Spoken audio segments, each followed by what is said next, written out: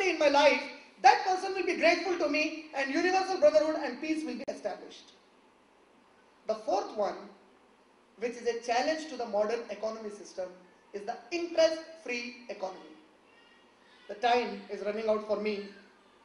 In short, I will try to talk of the interest economy and the problems it has created. Since the time the capitalist economy has been promoted, in 1907, we found a great crisis that took place, and that was the first time we saw something called recession. In 1907, the bankers' deficit took place. Then in 1927, the Great Depression took place. Then in 1987, the Black Swan event took place.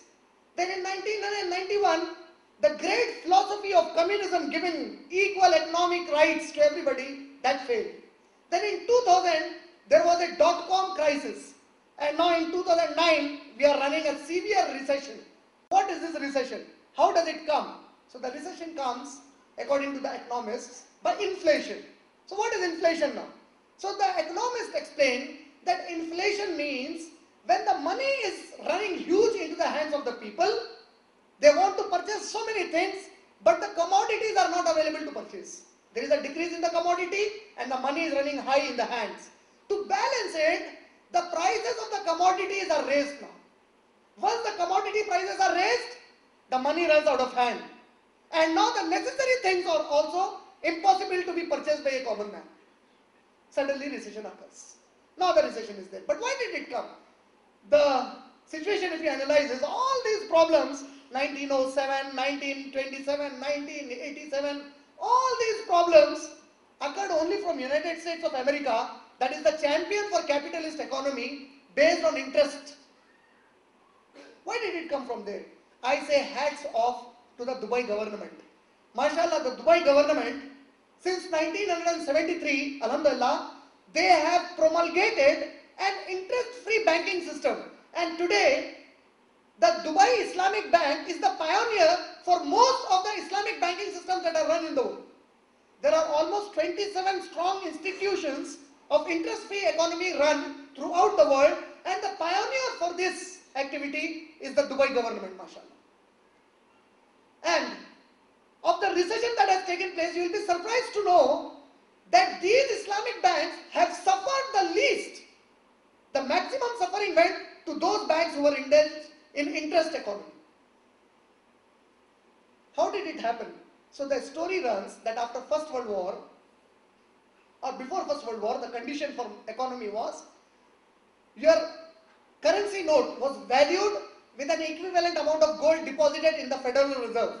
For example, if you have $5 in hand, if you give it to the Federal Reserve, they will give you $5 equivalent gold to you.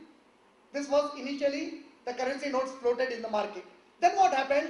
After the First World War, the Britishers withdrew all their gold from the internal circulation. Suddenly, Americans in 1971, till 1971, after the First World War, they declared dollar to be the criteria for fixing exchange rates. They said Britain has withdrew all its gold, so there is no gold in the Federal Reserve, forget the gold. Our dollar is the criteria for exchange rates. It was continuing very well till in 1971, suddenly, Americans thought of printing fiat currency. What is fiat currency? These are all economical terms. Fiat currency means a currency whose value is based only on the government wording. The government said dollar is valued, so the dollar is valued. But if you go to the Federal Reserve, there is nothing as an asset equivalent to the dollar you have. So you know what the Americans did? They printed $100 trillion. They printed currency equivalent to $100 trillion, whereas the entire GDP of the world was only $785 trillion. $78.5 trillion. The entire economy of the world was only $78.5 trillion, and Americans printed $100 trillion. What will you do with the dollars you have printed? There are no commodities in the market. Suddenly the recession started. The economy started to collapse. How did it collapse? The banks started promoting house bubbling, commodities. What are house bubbling commodities? You want to purchase a home? Made easy for you. House bubbling commodities. Easy credits. Subprimary loans. Predatory loans. Over leveraging. They started innovative financial systems with complexities. False credit rates were fixed for big corporations. Then the boom in the commodity and the collapse of the shadowy banking. These were the main causes for the economic crisis that we are suffering today. What did Allah say about it?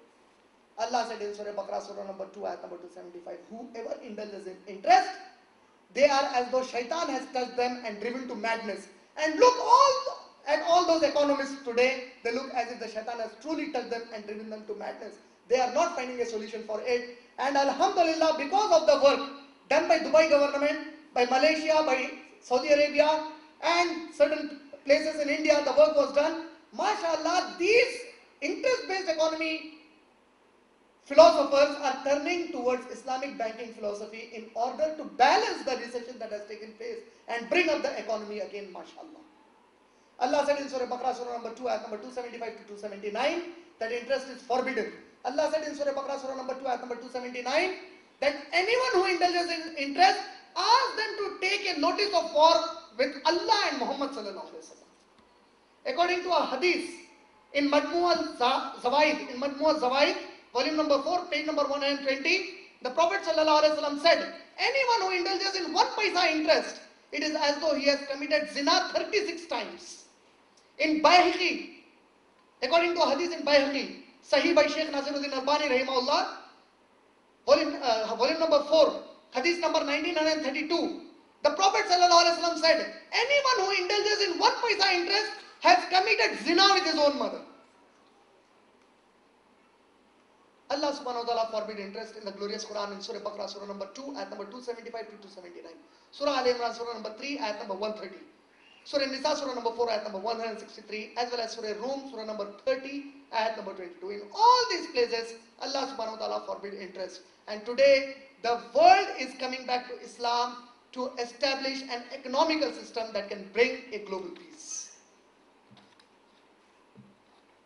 The political system in Islam is based only on 1 ayat of the Quran. I can give detailed talk on this, but 1 ayat of the Quran is enough to explain the entire political system in Islam.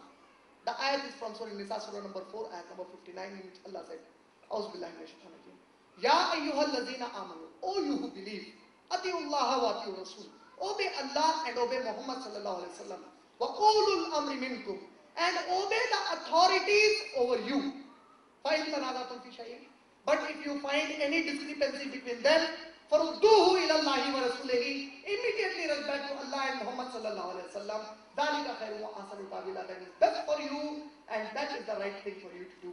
So the political system in Islam is, we don't need our politicians to legislate any laws for us, but we want them to re-establish the law that Allah subhanahu wa ta'ala through Muhammad sallallahu alaihi wasallam and Khulafa ar-Rashidin had once established on earth, which according to John L. Esposito, a Washington DC University, Georgetown University's professor on religion and international politics, in his book, The Islamic Threat, Myth or Reality, he says that the best rule the Christians and the Jews ever got was the rule when the Muslims ruled over them. The political system in Islam is, you surrender yourself to the law of Allah, Allah will make peace surrendered for the entire globe. My 4th main heading is concept of war in Islam.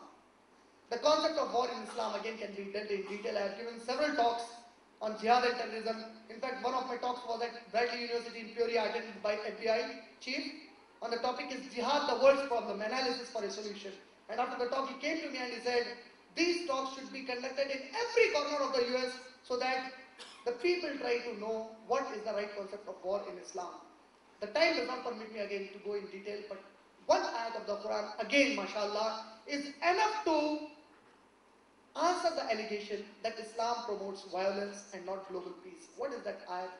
And this kind of a statement, again I say, you will not find in any religious scripture of the world, neither will you find it in any constitution of the world. What is the ayat?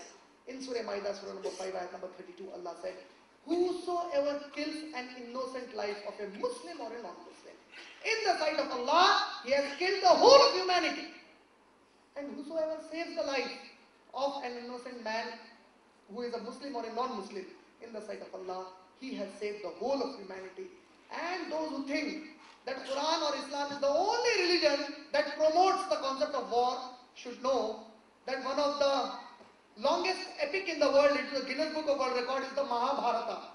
Mahabharata is nothing but an entire story on war between good and evil.